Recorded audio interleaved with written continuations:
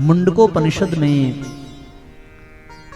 विद्या के विषय में एक बड़ी सुंदर बात है, पर आप लोगों को थोड़ा सजग होना पड़ेगा, बहुत सावधान होकर के सुनिएगा। विषय बहुत क्लिष्ट भी नहीं है, लेकिन बहुत सरल भी नहीं है। अगर आपकी एकाग्रता बनी रहेगी, आप ध्यान पूर्वक सुनेंगे, आपको बहुत अच्छा लगेगा और सब बातें समझ में आ जाएंगी। और अगर आपका ध्यान इधर उधर भटका तो फिर आप इन बातों को सुन और समझ नहीं पाएंगे। इसलिए खूब प्रेम पूर्वक बहुत ध्यान से सुनिए। उपनिषद में वाक्य है, द्वे विद्या वेदितव्ये इति हस्म यद् ब्रह्म विदः वदन्ति परा च एव अपरा च तत्र अपरा ऋग्वेदः यजुर्वेदः सामवेदः अथर्ववेदः शिक्षा कल्प व्याकरणं निरुक्तं छन्द ज्योतिषम् इति अथ परा यता तत् अक्षरम् अधिगम्यते। मुंडकोपनिषद का सूत्र है ये। इसका अर्थ ये है, द्वे विद्या यानी दो प्रकार की विद्या होती है। थोड़ा गहराई में हम लोग चलेंगे। दो प्रकार की विद्या के विषय में कहा गया है। ब्रह्मविदः वदन्ति, एक है पराच और दूसरी है अपराच। एक है पराविद्या और एक है अपराविद्या। ये दो प्रकार की विद्या है। जितने भी वेद हैं, ऋग्वेद यजुर्वेद सामवेद अथर्ववेद, जितनी भी ज्ञान की बातें हैं, संसार की बातें, ये सब कुछ अपराविद्या के अंतर्गत आती हैं। और आत्म साक्षात्कार, ईश्वर प्राप्ति, भगवत दर्शन, ब्रह्म सुख, ब्रह्म आनंद, परम आनंद, ये सारी चीजें पराविद्या के अंतर्गत आती हैं। सो दो प्रकार की विद्या है। अब दोनों को बहुत अच्छे से समझने की आवश्यकता है। एक है पराविद्या, एक है अपराविद्या। दोनों में अंतर क्या है, यदि आप इसे समझ लें तो बात बन जाएगी। अपराविद्या भौतिक जगत की शिक्षा प्रदान करता है। समाज में कैसे रहना चाहिए, कैसे उठना बैठना चाहिए, भौतिक जगत में कैसे खुशहाल रहें, अपने भौतिक दुनिया को सुंदर बनाना, यशस्वी बनाना, खूब धन संपत्ति कमाना, तो उसके लिए भी तो विद्या की जरूरत पड़ेगी ना। बिना विद्या के क्या कोई धन कमा सकता है? नहीं। पात्रतात धनमाप्नोति, पात्रता से ही धन है। और पात्रता है कहां से? विद्या से। विद्या ददाति विनयम विनयात यात पात्रताम। तो विद्या से ही धन आदि की प्राप्ति होती है। और धनत्वात्, धन से सुख, तो सुख से ही भौतिक जगत संपन्न होता है। सुख समृद्धि भौतिक दुनिया में, जमीन जायदाद हो, धन संपत्ति हो, मकान हो, गाड़ी हो, बैंक बैलेंस हो, समाज में नाम हो, उसको भौतिक जगत कहते हैं। अपराविद्या इसीलिए है, हमारी भौतिक दुनिया को सुंदर बनाने के लिए जिस ज्ञान की आवश्यकता पड़ती है उसको हम अपराविद्या कहते हैं। लेकिन जो पराविद्या है वो आध्यात्मिक जगत को सुंदर बनाने के लिए है। आध्यात्मिक जगत को, आध्यात्मिक जगत का तात्पर्य जिसमें साधना हो, तपस्या हो, जप हो, तप हो, व्रत हो, तीर्थाटन हो, एक अलग ही दुनिया जिसमें लोभ मोह आदि प्रपंच से व्यक्ति दूर हो, झंझटों से दूर हो। भले वो गृहस्थ में रहे, भले वो परिवार में रहे, लेकिन अपनी मस्ती में रहे, वो पराविद्या है। इसी को भगवान ने गीता में राजविद्या कहा है। राजविद्या राजगुह्यम पवित्रम इदम उत्तमम प्रत्यक्षावगमे धर्म्यः सुसुखम कर्मम मव्ययम कर्तुमव्ययम। अर्थात ये पराविद्या राजविद्या है, गूढ़ विद्या है।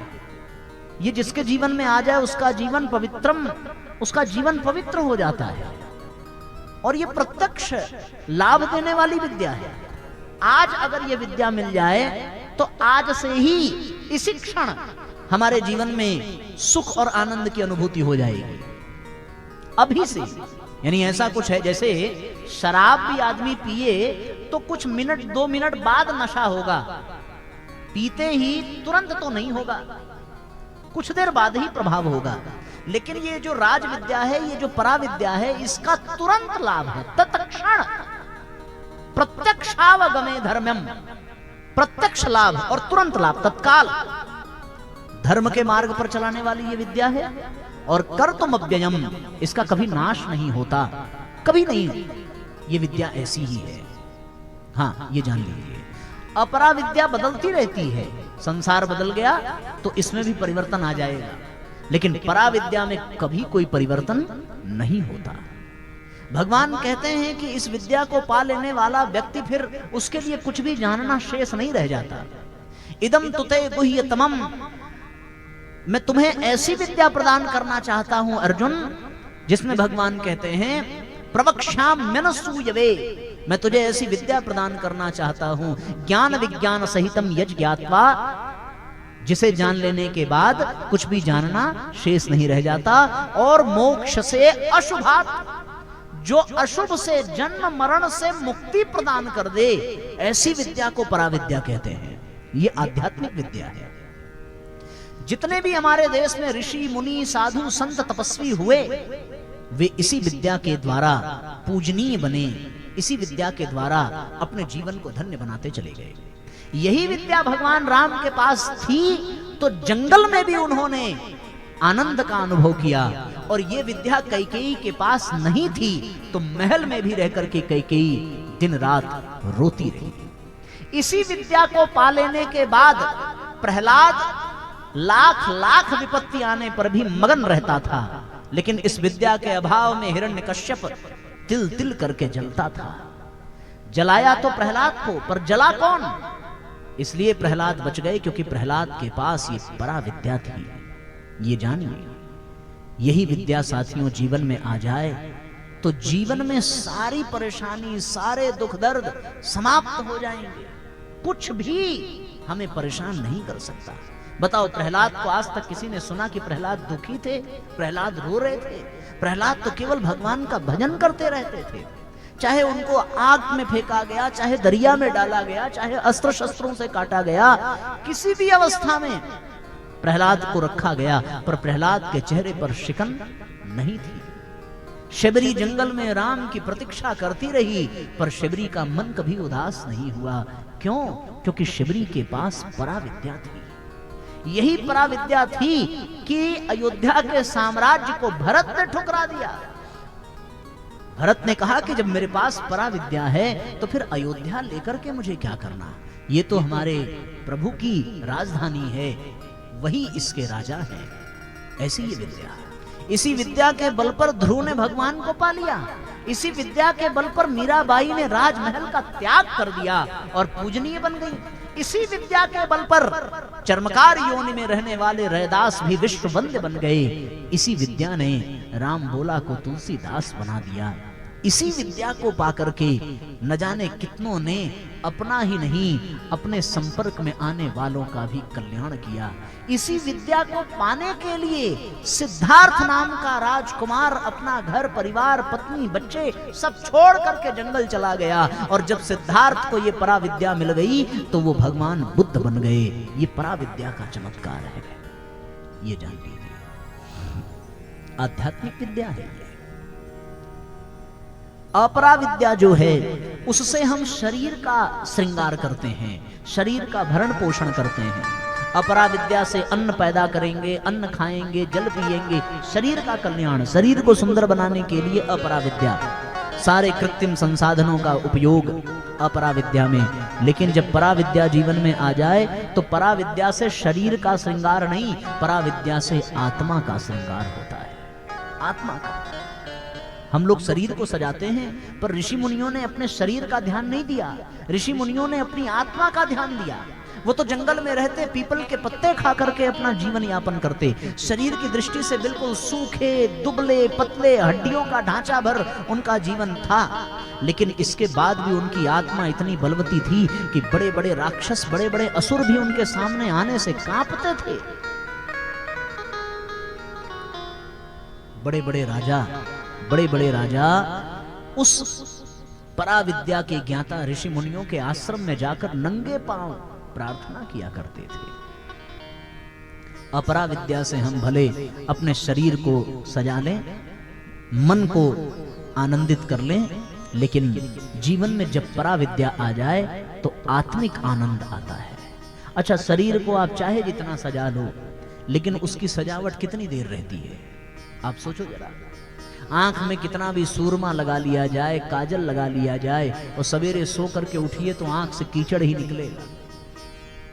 लोग कहते हैं भैया नाक इनकी बिल्कुल तोते जैसी थी, गजब की नाक है, और जोर से छींक दें तब पता नहीं क्या क्या नाक से निकल जाए।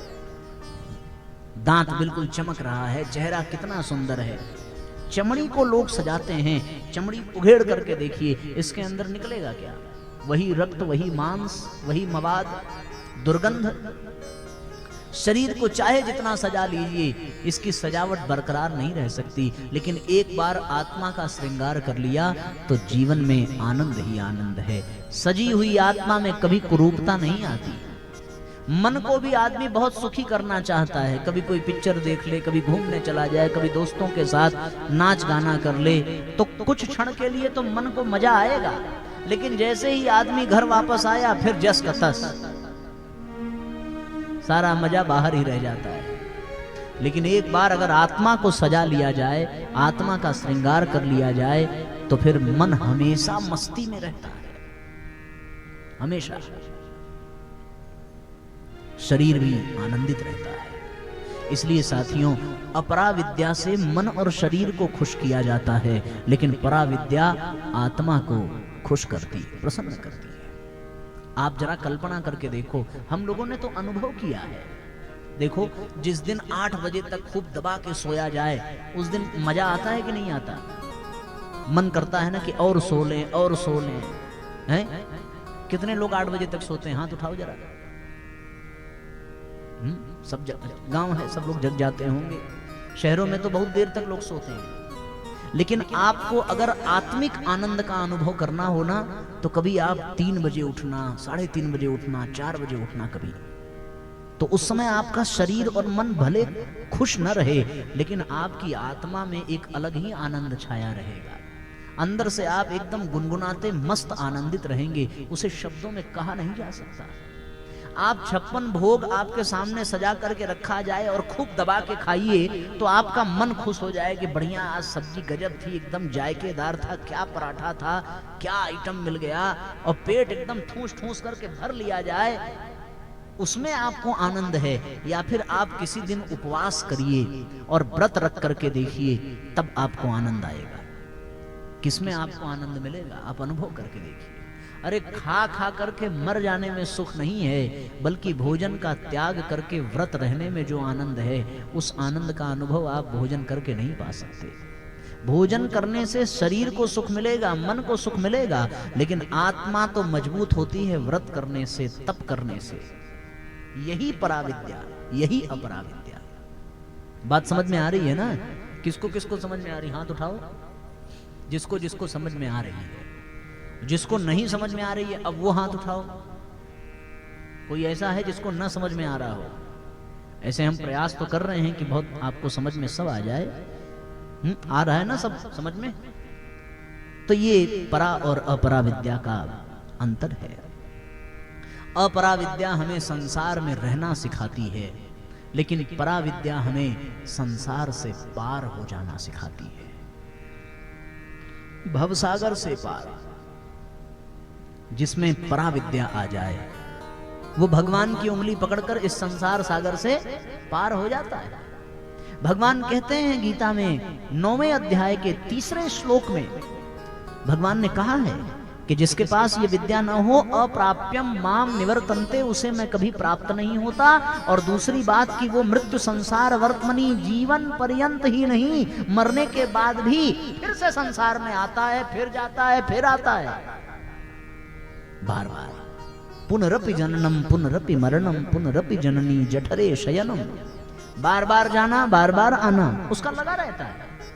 जो इस विद्या से अपने आप को जोड़ नहीं पाता, और कौन नहीं जोड़ पाता, ये भी भगवान कह रहे हैं, अश्रद्ध धानाहा पुरुषा धर्मस्यास्य परंतप, जो इस विद्या के प्रति श्रद्धा नहीं रखता, उसे ये विद्या कभी मिल भी नहीं पाती, और वो जीवन भर पागलों की तरह संसार में भटकता है। हम सब पागल ही हैं, कोई कह नहीं सकता कि हम बुद्धिमान हैं। अरे बुद्धिमान होते तो दुनिया से ऊपर उठ गए होते। दुनिया में हैं, रोज गाली सुन रहे हैं, रोज अपमान सह रहे हैं, फिर भी जी ही रहे हैं ना। कभी बहू गाली दे, कभी बेटा गाली दे, कभी माँ बाप गाली दे, लेकिन सब सुन करके इसी नरक में पड़े हैं हम लोग। चाह करके भी नहीं बाहर निकल पा रहे हैं। कौन अपने जिंदगी से खुश है, कौन आनंदित है? सब तो झेल ही रहे हैं एक दूसरे को। सच्चाई जो है वो बात स्पष्ट, सब झेल रहे हैं। कोई माँ बाप को झेल रहा है तो कोई बच्चों को झेल रहा है, कोई किसी को नहीं झेल रहा है तो घर में कुत्ते बिल्ली पाल के झेल रहा है। और जिसके सब अच्छा उसका पड़ोसी तांडव मचा रहा है, वो पड़ोसी से झेल रहा है बेचारा। और जिसका पड़ोसी भी अच्छा, परिवार भी अच्छा, बाल बच्चे भी अच्छे, वो बेचारा बीमारी से झेल रहा है, दिन भर अस्पताल में बीत रहा है। और जो अस्पताल से बच गया वो बेचारा थाना पुलिस कचहरी है, मामूली झंझट है इस संसार में फंसा हुआ है आदमी। लेकिन फिर भी न वो इस विद्या को सीखना चाहता है, न इससे ऊपर उठना चाहता है, वो इसी में डूबा रहना चाहता है। वही जन्म मरण का जीवन चक्र चल रहा है। लोग आ रहे हैं, जा रहे हैं, मरते हुए हम लोगों को देख रहे हैं, फिर भी कामना कर रहे हैं कि भगवान कुछ दिन हम और जिंदा रह लें। हाँ, एक बार तो एक बहू ने अपने सास का अपमान कर दिया, बुढ़िया नाराज हो गई और चिल्लाते हुए कही कि यमराज भी पता नहीं कहां मर गए हैं जो हमको पूछ नहीं रहे हैं। यमराज को बुरा लग गया, बोले यमराज भी कभी मरते हैं क्या? यमराज तो मारते हैं। ऐसा कहा तब तक यमराज प्रकट ही हो गए उसके सामने। बुढ़िया नीचे से ऊपर, कौन महाराज? तो यमराज ने कहा कि माता जी हम ही हैं यमराज, हम मरे नहीं हैं, आपकी पीड़ा हमसे देखी नहीं जा रही है, चलिए आपको लेने आए हैं। बोले आपको कौन बुलाया? यमराज ने कहा अरे बड़ी दल बदलू हो, अभी तो तुमने कहा कि हमें यमराज ले भी नहीं जाते, अब आए हैं लेने तो कह रही हो कौन यमराज? तो बुढ़िया ने मुस्कुराए, महाराज गुस्से में निकल गया था, अब आई गए हैं तो हमारा जरा ये झुआ उठा दीजिए, कूड़ा फेंक दे, नहीं बहू फिर चिल्लाएगी, तो यही जरा सा मदद कर दीजिए, आप जाइए, हम खुश हैं, आ जाए सामने। यही पराविद्या का अभाव है। संसार से व्यक्ति जाना नहीं चाहता, संसार में ही रहना चाहता है। ये स्थिति है साथियों।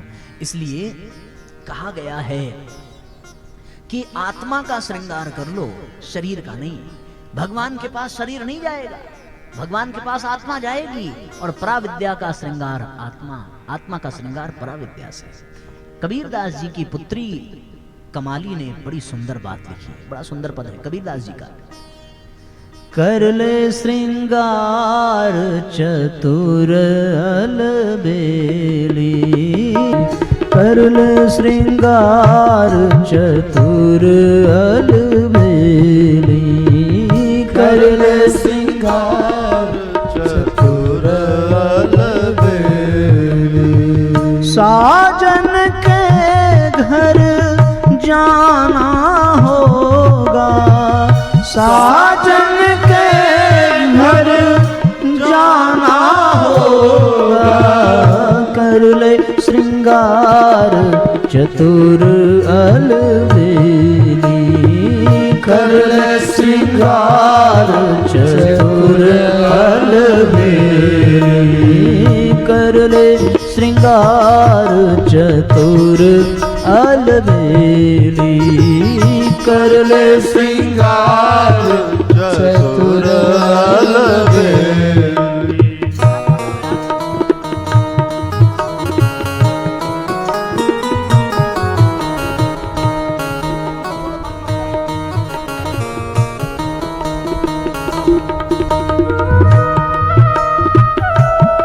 सब भावपूर्वक तालियां बजाइए एक साथ।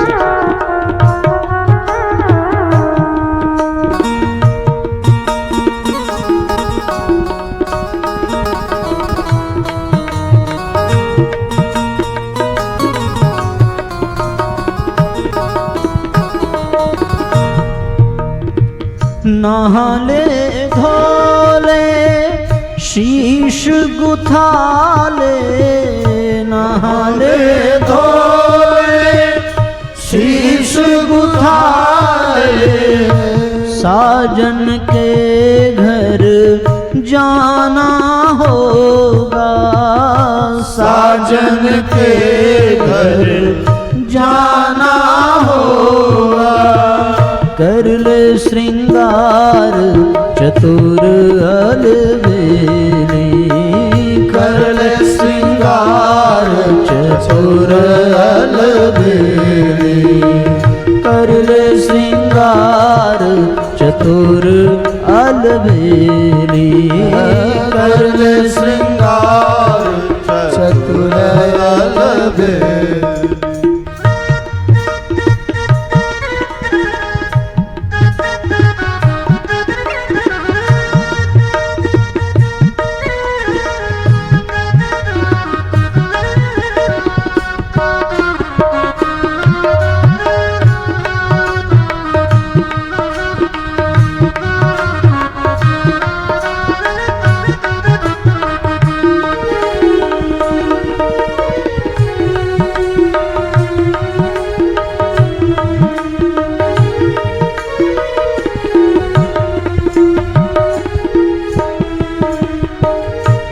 मिट्टी बिछावन मिट्टी ओढ़ावन, मिट्टी बिछावन मिट्टी ओढ़ावन, मिट्टी बिछावन मिट्टी ओढ़ावन, मिट्टी बिछावन मिट्टी ओढ़ावन, मिट्टी में जाना होगा, मिट्टी में मिल जाना होगा। कर ले श्रृंगार चतुर अलबेली, कर ले श्रृंगार चतुर अलबेली, कर ले श्रृंगार चतुर अलबेली, कर ले श्रृंगार चतुर अलबेली।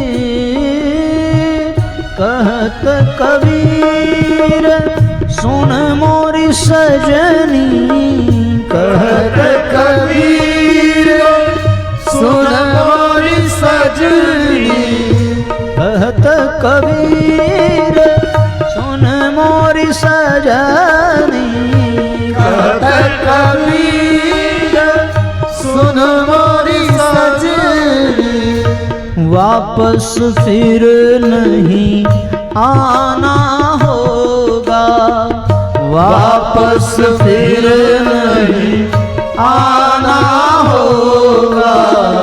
कर ले श्रृंगार चतुर अलबेली, कर ले श्रृंगार चतुर अलबेली, कर ले श्रृंगार चतुर अलबेली, कर ले श्रृंगार चतुर अलबेली।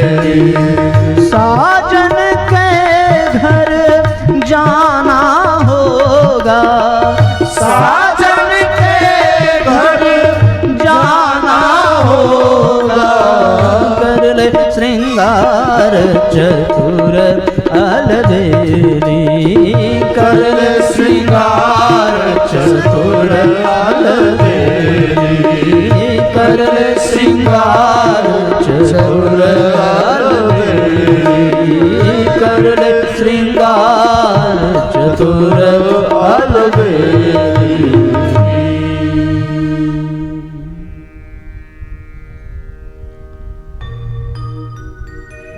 तो जीवन में अगर आत्मा का श्रृंगार हो जाए तो फिर कहत कबीर सुन मोरी सजनी, वापस फिर नहीं आना होगा, फिर नहीं आना पड़ेगा अगर आत्मा का श्रृंगार हो जाए तब।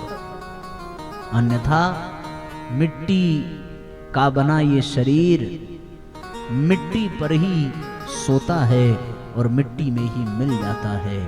केवल शरीर को सजाना हो तो अपरा विद्या, लेकिन आत्मा का श्रृंगार करना हो तो परा विद्या की आवश्यकता पड़ती है।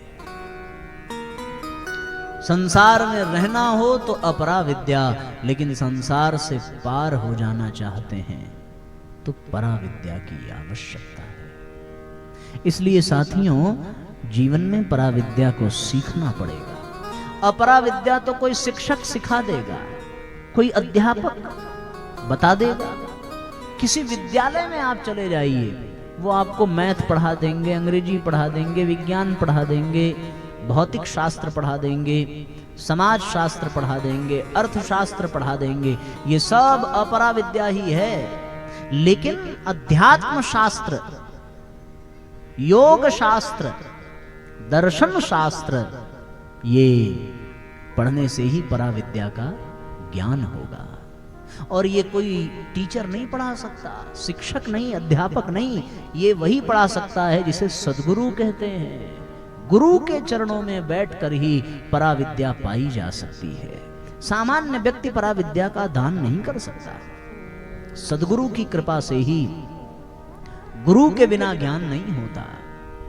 गुरु बिन ज्ञान नहीं नहीं रे। इसलिए सद्गुरु बिना किसी को सद्ज्ञान कब मिला है? सद्गुरु के बिना पराविद्या का ज्ञान संभव नहीं है। सद्गुरु के बिना सद्ज्ञान संभव नहीं है।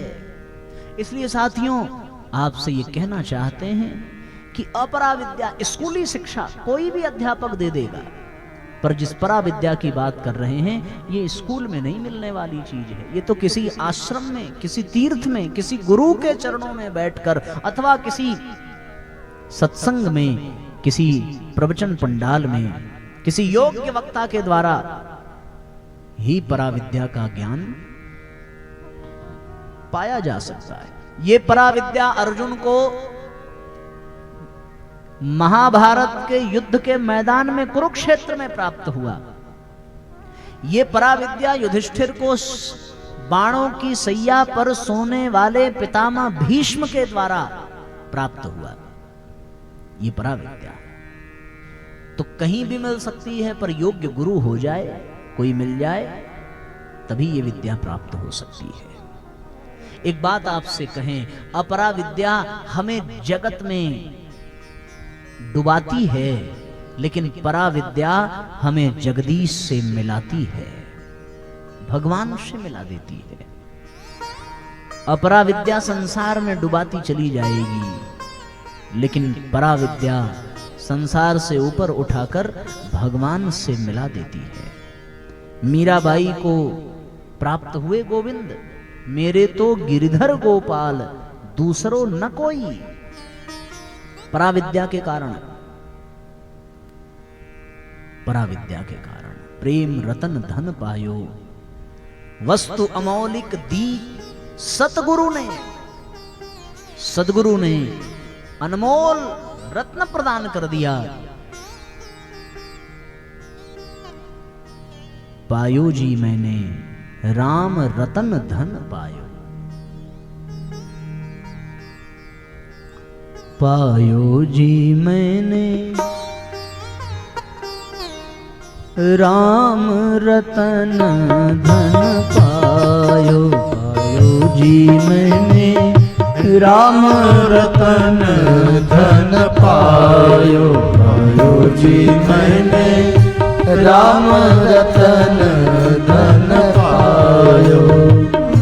वस्तु अमौलिक दी मेरे सतगुरु, वस्तु अमौलिक दी मेरे सतगुरु, कृपा करी अपनायो, पायो जी मैंने राम रतन धन पायो, पायो जी मैंने राम रतन धन पायो।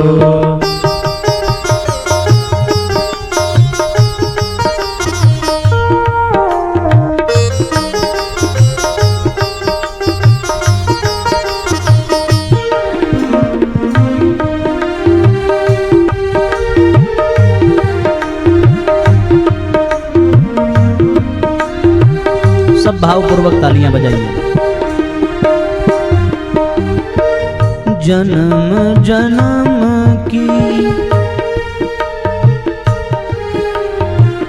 जन्म जन्म की पूंजी पाई, जन्म जन्म की पूंजी पाई, जग में सभी घुमायो, जग में सभी घुमायो, पायो जी मैंने राम रतन धन पायो, पायो जी मैंने राम रतन धन पायो, पायो जी मैंने राम रतन धन पायो। पराविद्या है ये, राम को मिला देती है, राम रूपी रत्न जीवन में आ जाते हैं। ऐसा रत्न, ऐसी विद्या, खर्चन खूटे चोर न लूटे, खर्चन खूटे चोर न लूटे, ये ऐसी विद्या है कभी खर्च नहीं होती। कर तुम अव्ययम, अविनाशी विद्या है ये। चोर न लूटे, इसे कोई चुरा भी नहीं सकता। न चौर्य चौर्यम न राज्यहारम न तभातृभाज्यम न च भारकारी, व्यय कृते वर्धते एव नित्यम, दिन दिन बढ़त सवायो।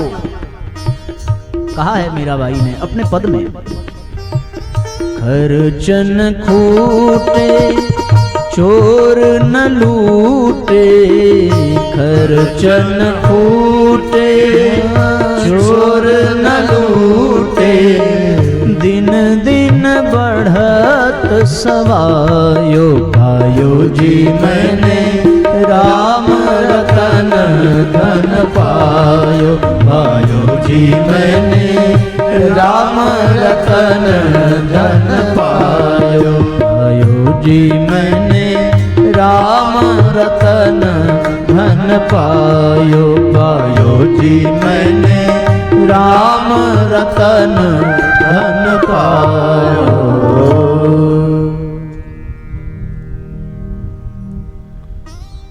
ये पराविद्या है जो भगवान से मिला देती है।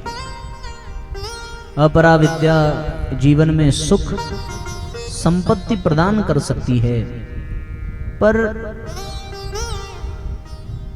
शांति और सद्गति केवल और केवल पराविद्या से ही प्राप्त होती है। शांति और सद्गति, सुख संपत्ति अपराविद्या की देन है, लेकिन शांति, रावण के जीवन में संपत्ति है पर राम के जीवन में शांति है। राम की शांति रावण से देखी नहीं जाती। जिसके पास शांति न हो वो दूसरों को शांत देख नहीं सकता, और जिसके पास शांति है वो दूसरों की अशांति का कारण कभी नहीं बनता। रोगी ही दूसरों को परेशान करेगा, जो निरोग है वो क्यों परेशान करेगा? जो पीड़ा में है वही दूसरों को परेशान करेगा, लेकिन जो पीड़ा में नहीं है वो दूसरों को क्यों कष्ट देगा? दूसरों को कष्ट देने वाला खुद अशांत है। और अशांतस्य कुतः सुखम, जो अशांत है उसके जीवन में कहां सुख है? तो न उसके जीवन में सुख है तो वो दूसरों को सुख देगा कहां से? शांत व्यक्ति ही शांति प्रदान कर सकता है। माता सीता शांति का प्रतीक है। अध्यात्म रामायण में वर्णन आता है, शांति सीता समानीता आत्मा रामो विराजते। आत्मा राम और आत्मा की शांति माता सीता। रावण के पास शांति नहीं है, सो वो शांति का हरण करना चाहता है। और छीनने से शांति नहीं आती है, बांटने से शांति आती है। त्यागात् शांतिरनंतरम, गीता में भगवान कहते हैं त्याग करने में जो शांति है, त्याग करने में जो सुख है, वो पाने में नहीं है, छीनने में नहीं है, लूटने में नहीं है, लुटाने में है। इसलिए जो शांत है वो लुटाता है, वो त्याग करता है और तभी उसके जीवन में शांति है। पर जो छीनना जानता है, लूटना जानता है, उसके जीवन में शांति नहीं है साथियों। इसलिए अपरा विद्या सुख दे सकती है, संपत्ति दे सकती है, लेकिन हां जो पराविद्या है वो शांति और सद्गति प्रदान करती है। शांति और सद्गति, पराविद्या, इससे शांति मिलती है मन को, इससे सद्गति की प्राप्ति होती है। अपराविद्या पाकर के जीव भोगी हो जाता है, विषयी हो जाता है। क्यों? क्योंकि उसके पास भोगने के लिए विषय है अपराविद्या में। लेकिन पराविद्या जीव को भोगी नहीं, जीव को योगी बना देती है। योग और योगश्चित्त वृत्ति निरोधः, योग से मनुष्य की चित्तवृत्तियां निरुद्ध हो जाती हैं और निर्मल हो जाती हैं, और इन्हीं चित्तवृत्तियों में परमात्मा का वास हो जाता है योग से। तो पराविद्या भोगी नहीं, योगी बनाती है। यह है पराविद्या की विशेषता। योगः कर्मसु कौशलम, योग हमें हमारे कर्मों में, हमारे कार्यों में कुशलता प्रदान करता है। यह योग की विशेषता है। अपराविद्या मनुष्य को भोगी बना, भोगी को कहीं चैन नहीं है। भोग्यम न भुक्ता वयमेव भुक्ता, भोगी किसी विषय को भोगता नहीं है, बल्कि विषयों के द्वारा भोगी स्वयं भोगा जाता है। सिगरेट पीने वाला 3 इंच का सिगरेट नहीं पीता, बल्कि 3 इंच की सिगरेट 3 फुट के आदमी को पी जाती है। कौन किसे पी रहा है ये ध्यान पूर्वक देखिए तत्व की दृष्टि से। सिगरेट उस आदमी को पी रही है, सच्चाई ये है। शराब पीने वाला शराब नहीं पीता, बल्कि शराब उसके खानदान को, उसके बाल बच्चों के भविष्य को, उसके पिता के स्वाभिमान को, उसकी माता की गरिमा को, उसके जमीन जायदाद को, उसके पूर्वजों की सुकृति को वो शराब गटक जाती है। दिखने में लगता है कि वो शराब पी रहा है, पर वास्तव में बात इतनी सी है कि शराब ने उसको पकड़ रखा है, शराब उसको पीती जा रही है। और तब तक शराब पीती है जब तक पीने वाला चुक न जाए। शराब कभी समाप्त हुई आज तक? न जाने कितने शराबी दुनिया में आए, शराब उनको समाप्त करती गई, लेकिन शराब तब भी थी, शराब आज भी है, शराब कल भी रहेगी। शराब नहीं खत्म होने वाली, पीने वाला खत्म हो जाता है। भोग्यम न भुक्ता वयमेव भुक्ता, स्वयं भोगा जाता है भोगने वाला।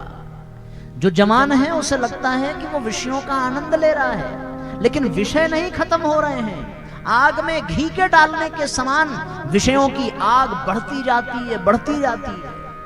देखना इंद्रियों के न घोड़े भगे, उनमें दिन रात संयम के कोड़े लगे।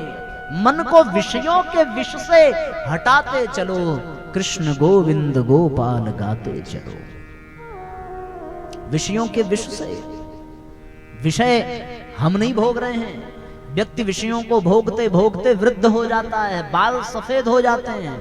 विषय आज भी वैसे ही हैं, लेकिन विषयों को भोगने वाला अब भोगने लायक नहीं रह गया, उसकी ही शक्ति क्षीण होती चली गई। इसलिए अपराविद्या हमें भोगी बनाती है और पराविद्या हमें योगी बनाती है। भोग और योग का कोई सामंजस्य नहीं हो सकता, दोनों अलग अलग मार्ग हैं। भोगी कभी योग मार्ग पर चल नहीं सकता और योगी कभी भोग मार्ग की ओर देखता तक नहीं है। अपराविद्या मनुष्य को भोगी बनाती है। हमें यह तय करना है कि हमें अपने जीवन को केवल अपराविद्या में ही फंसा करके रखना है या पराविद्या की ओर भी बढ़ना है। वो विद्या कौन सी है? गीता में तो भगवान ने बहुत गजब बात कही अर्जुन को पराविद्या के विषय में। मया तत्मिदं सर्वम जगत अव्यक्त मूर्तिना, ये निराकार स्वरूप ही संसार का मेरा स्वरूप है। मत्स्थानि सर्वभूतानि न चाहम तेषु अवस्थितः। पर यह बात बड़ी क्लिष्ट है, ये समझने के लिए अर्जुन जैसी पात्रता चाहिए। हर व्यक्ति इसे समझ नहीं सकता। पर परम पूज्य गुरुदेव ने पराविद्या की बड़ी सुंदर चर्चा की है, बड़ा सुंदर वर्णन किया है। इसलिए साथियों, पराविद्या को जीवन में समझना चाहिए, जानना चाहिए। अपराविद्या को सावित्री विद्या कहते हैं, लेकिन पराविद्या किस नाम से पुकारी जाती है? पराविद्या गायत्री के नाम से पुकारी जाती है। ये पराविद्या है, गायत्री। इसलिए साथियों, गायत्री को केवल और केवल पराविद्या ही नहीं, गायत्री को ब्रह्म विद्या कहकर के शास्त्रों में पुकारा गया है। ये ब्रह्म विद्या है, ये पराविद्या, ये गायत्री है। अगर गायत्री जीवन में आ जाए तो साथियों, सच में पराविद्या का जीवन में आनंद आ जाएगा और पराविद्या हमारे जीवन में उतरती चली जाएगी।